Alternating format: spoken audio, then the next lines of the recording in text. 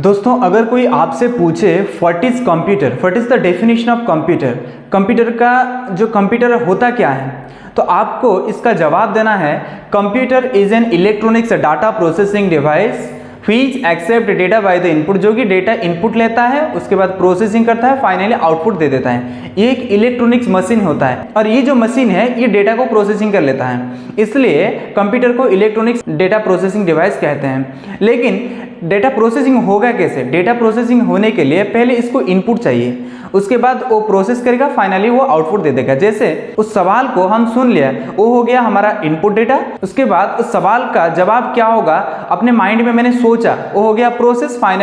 Finally जवाब जब मुझे मिल गया मैंने बोल दिया इसका आंसर यही है, तो वो हो गया आउटपुट। कंप्यूटर भी वैसे ही होता है, कंप्यूटर पहले डेटा को इनपुट लेता है, प्रोसेसिंग करता है, फाइनली आउटपुट दे देता है। ये हो गया फंक्शनलिटीज ऑफ कंप्यूटर। कंप्यूटर को पहले किसने बनाया था, कब बनाया था?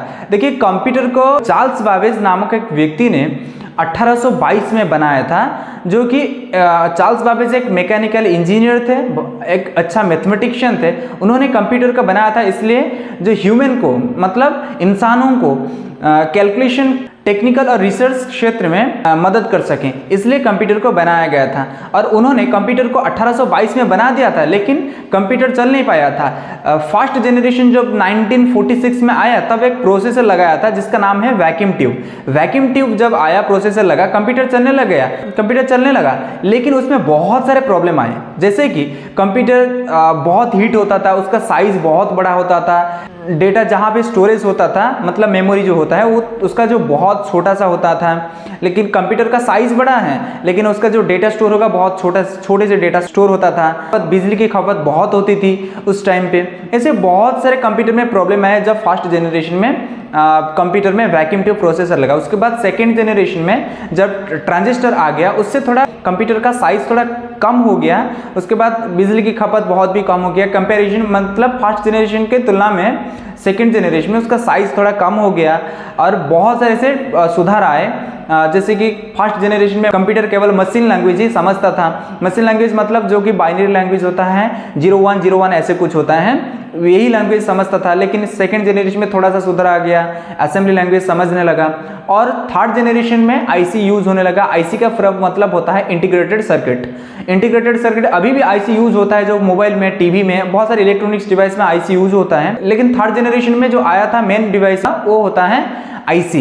लेकिन फोर्थ जनरेशन में जब आया processor, VLSI processor, very large scale integrated, वो जो प्रोसेसर आया, कंप्यूटर का साइज बहुत छोटा हो गया, हमारे टेबल के ऊपर आ गया था। और फोर्थ जनरेशन में computer high level language support करने लगा। हाई लेवल लैंग्वेज जैसे कि C++, जावा हो गया, HTML हो गया, ऐसे कुछ लैंग्वेज सपोर्ट करने लगा। और उसके बाद बिजली की खपत बहुत कम हो गया। उसमें एसी की ज़रूरत नहीं थी, बड़े बड़े पंखे की ज़रूरत ही नहीं थी। और उसमें माउस आ गया था, ग्राफिक इंटरफेस हो गया था। थर्ड जनरेशन से लेकर अभी जो फिफ्थ जनरेशन चल रहा है हमारा, जो ULSI मतलब अल्ट्रा लार्ज स्केल इंटीग्रेटेड जो आया था जो प्रोसेसर, उसमें बहुत सारे जैसे कि आर्टिफिशियल इंटेलिजेंस डेवलप हुआ, ये फिफ्थ जनरेशन में हुआ। लैपटॉप, क्रोम बुक, ऐसे बहुत सारे डेस्कटॉप, ये फिफ्थ जनरेशन में ही आ गया था। दोस्तों, ये हो गया जनरेशन ऑफ कंप्यूटर। और कंप्यूटर का मेमोरी क्या होता है? देखिए, कंप्यूटर में डेटा स्टोर करने के लिए मेमोरी तो जरूरत पड़ती है। जैसे कि हमारे मोबाइल में कोई भी डेटा को स्टोर करने के लिए हमें मेमोरी की जरूरत पड़ता है, वैसे ही कंप्यूटर में कोई भी डेटा को स्टोर करने के लिए मेमोरी की जरूरत बहुत होती है। कंप्यूटर में प्राइमरी 2 टाइप्स ऑफ मेमोरी होता है, जैसे कि प्राइमरी एक सेकेंडरी मेमोरी होता है। प्राइमरी मेमोरी को हम मेन मेमोरी भी कहते हैं और सेकेंडरी मेमोरी को ऑक्सिलरी मेमोरी कहते हैं। देखिए, इसको इस तरह भी समझिए, जैसे कि हमारा फोन में एक होता है इंटरनल स्टोरेज और दूसरा होता है एक्सटर्नल स्टोरेज।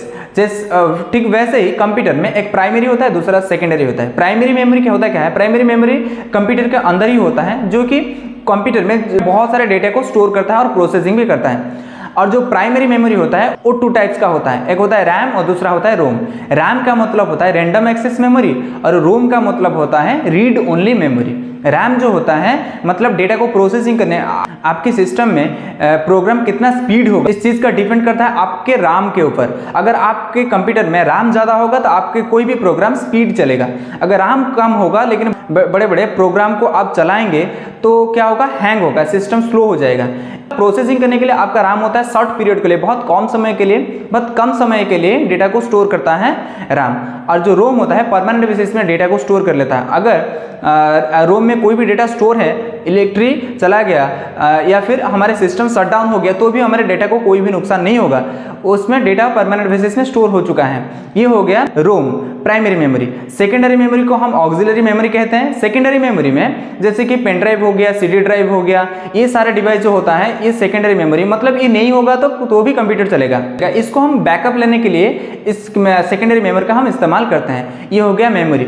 और मेमोरी का यूनिट होता है, जैसे हर चीज़ का यूनिट होता है। अगर बाजार में हम जाएंगे आलू खरीदने के लिए, आलू को क्या कहेंगे, भैया मुझे 2 किलो आलू चाहिए। ये तो नहीं कहेंगे ना 2 लीटर आलू, जैसे कि आटा 2 लीटर 10 लीटर, ऐसे नहीं होता है ना। छोटा सा वीडियो में देखा, आटा 10 लीटर, आटा को लीटर से नापते हैं, लेकिन आटा का जो यूनिट होता है वो केजी होता है। आटा आलू ये लीटर का नहीं होता है, ये केजी का होता है। ठीक वैसे ही कंप्यूटर में जो मेमोरी होता है उसका यूनिट होता है, जैसे कि केबी, एमबी, जीबी, टीबी, पीबी। केबी का मतलब होता है किलोबाइट, एमबी का मतलब होता है मेगाबाइट, और जीबी का मतलब होता है जीगाबाइट, टीबी का मतलब होता है टेराबाइट, और पीबी का मतलब होता है पेटाबाइट।